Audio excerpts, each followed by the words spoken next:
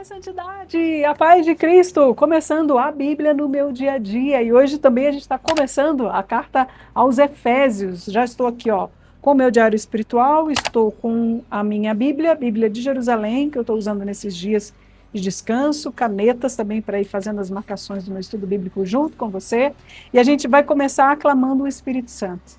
Em nome do Pai, do Filho e do Espírito Santo, rezemos juntos. Vinde, Espírito Santo, enchei os corações dos vossos fiéis e acendei neles o fogo do vosso amor. Enviai o vosso Espírito e tudo será criado e renovareis a face da terra. Oremos. Ó Deus que instruíste os corações dos vossos fiéis com a luz do Espírito Santo, fazei que apreciemos retamente todas as coisas segundo o mesmo Espírito e gozemos sempre da sua consolação por Cristo Senhor nosso. Amém. Em nome do Pai, do Filho e do Espírito Santo. Amém. Nós estamos aqui ao fundo, ó, com o Parque das Águas de Caxambu. Eu estou em dias de descanso com a família e olha que beleza esse Parque das Águas. É um lugar onde eu comecei a correr. Foi aqui no Parque das Águas. Tenho uma alegria de vir estar aqui de novo, né, durante esse período de descanso, correr bastante, né? Mas hoje nós vamos correr ao encontro da palavra de Deus. Efésios capítulo 1. Paulo, apóstolo de Cristo Jesus, pela vontade de Deus aos santos e fiéis em Cristo Jesus, graça e paz a vós da parte de Deus, nosso Pai, e do Senhor Jesus Cristo. Veja que a carta aos Efésios é marcada pela busca da unidade entre os cristãos. A gente veio da carta aos Gálatas e você vai vendo que o Padre Jonas, ao traçar esse roteiro com a gente, ele vai construindo essa intimidade com a palavra no nosso coração. Por quê? Nos Gálatas, Paulo estava falando sobre circuncisos, incircuncisos, judeus e gentios, e a pregação e a divisão entre a igreja e tal, pois aqui em Efésios você já vê o Paulo amadurecendo nesse sentido, buscando a unidade entre os cristãos, que caiam as barreiras entre judeus e gentios, que sejamos uma única igreja. E no versículo, nós estamos aqui no versículo 3, ele está falando do mistério da salvação e da igreja. Bendito seja o Deus e Pai de nosso Senhor Jesus Cristo, que nos abençoou com toda a sorte de bênçãos espirituais nos céus em Cristo. Vê que ele vai sempre elevando um plano celeste, que as pessoas tirem os olhos do raso e que olhem para a eternidade, já na sua saudação inicial.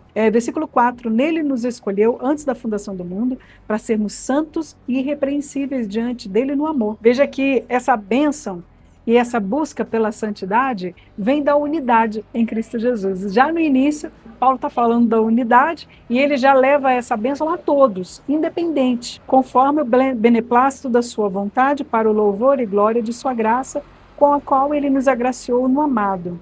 E é pelo sangue deste que temos a redenção, a remissão dos pecados. É a obra histórica da salvação pela cruz que Paulo vai exortando os fiéis a viverem e a fazerem parte dessa obra já na sua saudação inicial da sua carta. Versículo 8, que ele derramou profusamente sobre nós, infundindo-nos toda a sabedoria e inteligência. Bem, vamos às marcações, porque eu estou lendo com vocês, lendo, e eu não estou fazendo marcação nenhuma. Aqui no versículo 4, ó, nele vos escolheu antes da fundação do mundo, para sermos santos e irrepreensíveis diante dele no amor. É uma ordem, né? O Senhor nos chamou para sermos santos e irrepreensíveis diante dele no amor, marcando de preto aqui, ó. É uma ordem. O Senhor nos chama à santidade. Versículo 5, eu já deixei marcado aqui de vermelho. Ele nos predestinou. Quando se fala predestinação, você é predestinado, existe predestinação? Segundo Paulo, existe. Qual é a predestinação? Para sermos filhos adotivos por Jesus Cristo, conforme o beneplácito da sua vontade, ou seja, somos destinados, predestinados à vontade de Deus. Essa é a nossa alegria.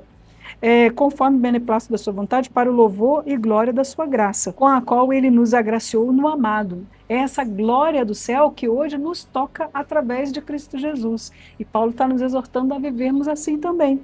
Versículo 7. E é pelo sangue deste, Jesus, né, que temos a redenção e a remissão dos pecados. A redenção e a remissão dos pecados é uma promessa, gente. É pelo sangue deste que temos a redenção e a remissão dos pecados. Pode marcar de verde aí. Segundo a riqueza da sua graça. Também marcadinho de verde aqui. A gente vai para o versículo 8. Que ele derramou profusamente sobre nós, infundindo-nos toda sabedoria e inteligência, dando-nos a conhecer o mistério da sua vontade, conforme a decisão prévia que lhe aprouve tomar, para levar o tempo à sua plenitude, há de em Cristo encabeçar todas as coisas, as que estão no céu e as que estão na terra. Versículo 11. Nele, predestinados pelo propósito daquele que tudo opera, segundo o conselho da sua vontade, fomos feitos sua herança, a fim de servirmos para o seu louvor e glória. Nós, os que já antes de vós esperamos em Cristo, nele também vós, tendo ouvidos a palavra da verdade, o evangelho da vossa salvação, e nela, tendo crido, fostes selados pelo Espírito da promessa, o Espírito Santo. Nossa, que lindo, né? Vamos marcando de vermelho aqui, ó. Fostes selados pelo Espírito da promessa, o Espírito Santo, que é penhor da nossa herança. Isso aqui precisa ser selado no nosso coração, né? Precisa ficar gravado no nosso coração essa promessa, para que a redenção do povo que ele adquiriu para o seu louvor e sua glória. Aí a gente entra no triunfo e supremacia de Cristo, versículo 15. Por isso também eu, ao ouvir a respeito da vossa fé no Senhor Jesus e do vosso amor para com todos os santos, não cesso de dar graças a Deus a vosso respeito, de fazer menção de vós nas minhas orações, para que o Deus de nosso Senhor Jesus Cristo, o Pai da glória, vos dê o espírito de sabedoria e de revelação, para poderdes realmente conhecê-lo. Veja que é pelo Pai, é pela graça do alto que nós temos a capacidade de conhecê-lo, não pelas nossas próprias potencialidades, mas o Senhor nos dá essa potencialidade por causa da sua glória que se manifesta em nós e através de nós. Né? Versículo 19. E qual é a extraordinária grandeza do seu poder para nós, os que cremos, conforme a ação do seu poder eficaz, que ele fez operar em Cristo, ressuscitando dentre os mortos, e fazendo assentar à sua direita nos céus, muito acima de qualquer principado e autoridade, e poder e soberania, e de todo nome que se pode nomear, não só neste século, mas também no vindouro.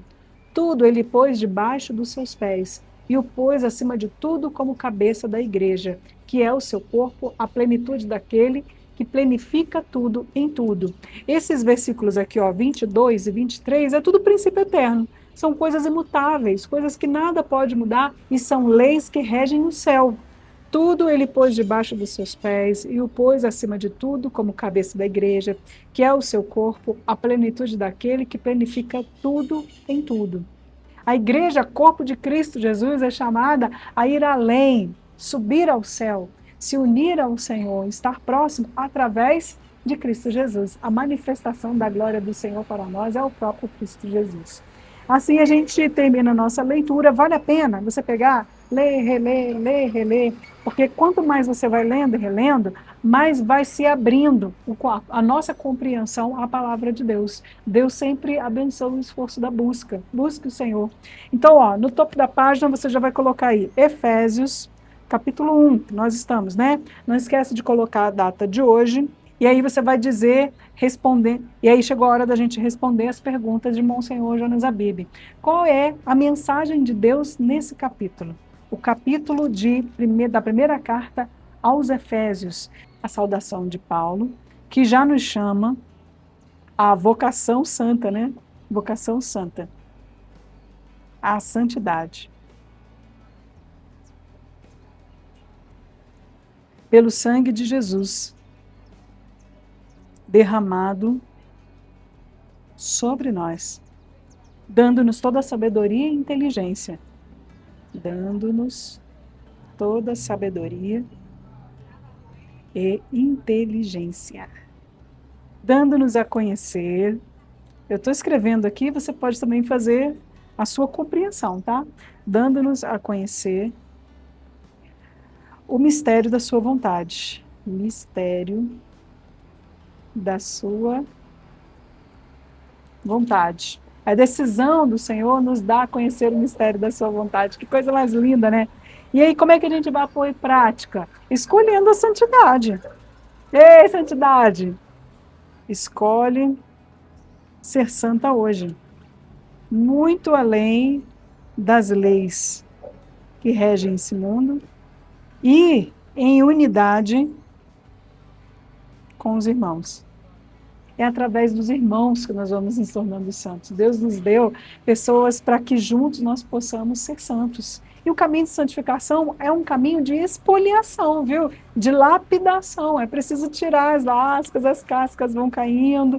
E Paulo está falando aqui agora aos Efésios, voltando, né, naquele tema lá que a gente estudou em Gálatas também, nesse relacionamento com os irmãos, a unidade com os irmãos, as diferenças, nos unindo, buscando as riquezas que existem no relacionamento, que existem nos relacionamentos, e assim sendo santos, nos tornando santos, e sendo agentes de santificação também, aí na sua casa, na sua comunidade, na sua paróquia, na sua cidade, onde você estiver hoje, que você também seja um agente de santificação. Assim eu vou encerrando, então, esse capítulo 1 da carta aos Efésios. Te espero no próximo capítulo. Quem quer continuar? Ana, eu quero continuar, estou seguindo por aqui junto contigo. Coloca aqui embaixo, me diz se você está sendo fiel. Ana, estou sendo fiel, estou seguindo aqui junto contigo, então eu já vou deixar aqui embaixo, o estudo da carta aos Efésios no capítulo 2, para quem quer continuar. Mas quem quer começar agora, Ana, cair de paraquedas nesse vídeo, quero começar do capítulo 1, tá aqui, eu explicando passo a passo o método de Monsenhor Jonas Abib, a Bíblia no meu dia a dia, estudando com você desde o início. O que importa é a gente não parar, viu? Desanimei, parei um dia ou outro, mas o que importa é não parar. Retoma e vamos em frente, vamos junto, eu sigo junto com você. Até o próximo vídeo, se Deus quiser. Que Deus te abençoe. Tchau, tchau.